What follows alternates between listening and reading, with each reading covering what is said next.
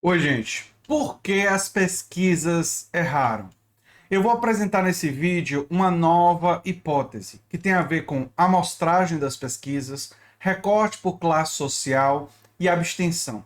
Eu vou explicar, mas antes de trazer essa nova hipótese, eu quero relembrar com vocês hipóteses que foram levantadas. E eu estou me referindo especialmente à disputa presidencial e o fato de que Lula perdeu ali entre 3 a 4% do que as pesquisas diziam, né?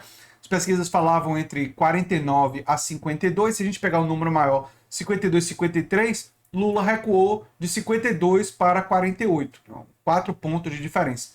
E Bolsonaro saiu de 39, 40, 38, por ali, né? Se nós pegarmos ali 39, ele foi para 43, né? Ganhou ali também 4 pontos a mais do que o que ele tinha, né?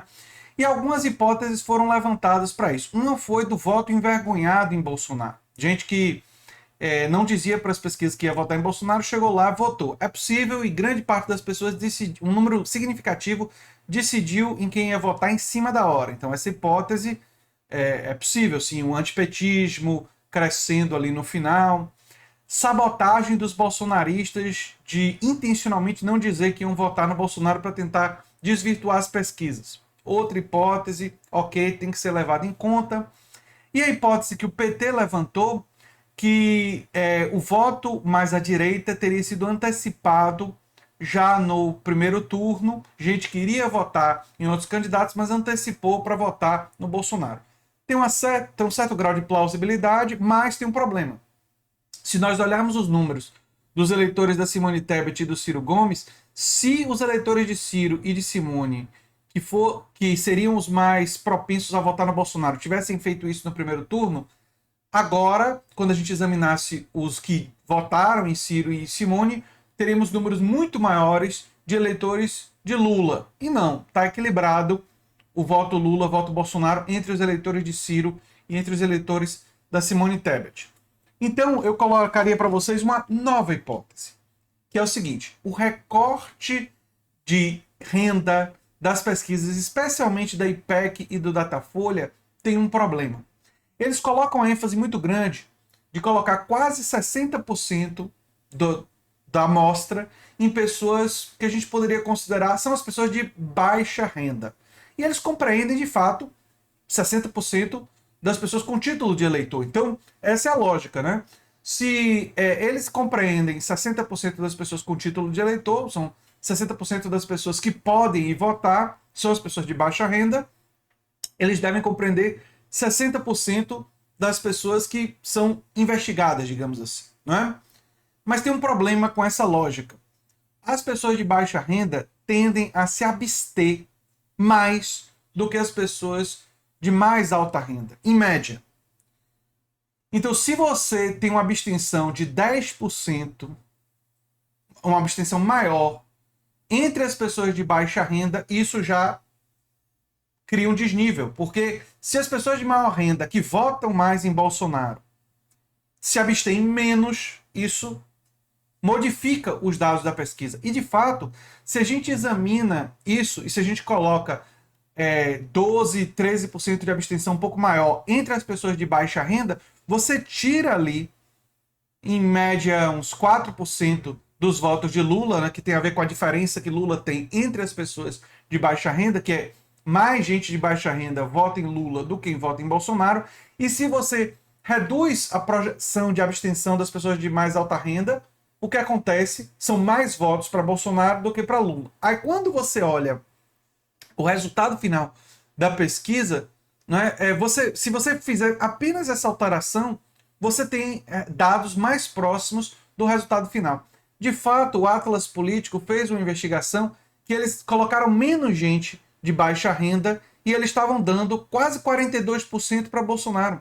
41% da Atlas Político estava dando. Ou seja, bem mais próximo do resultado verdadeiro. E qual foi a grande diferença de metodologia da pesquisa do Atlas Político para as pesquisas Datafolha e IPEC? Foi que o Atlas Político considerou menos gente de baixa renda indo votar. Ou que existiria menos gente, ou que menos deles iriam, de fato, votar.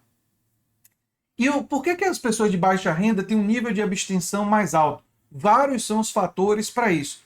Fator, por exemplo, locomoção. As pessoas de baixa renda têm mais dificuldade de ir até o local de votação. Se ele for mais distante, se não tiver ônibus rodando, fica mais difícil e mais deles decidem não votar.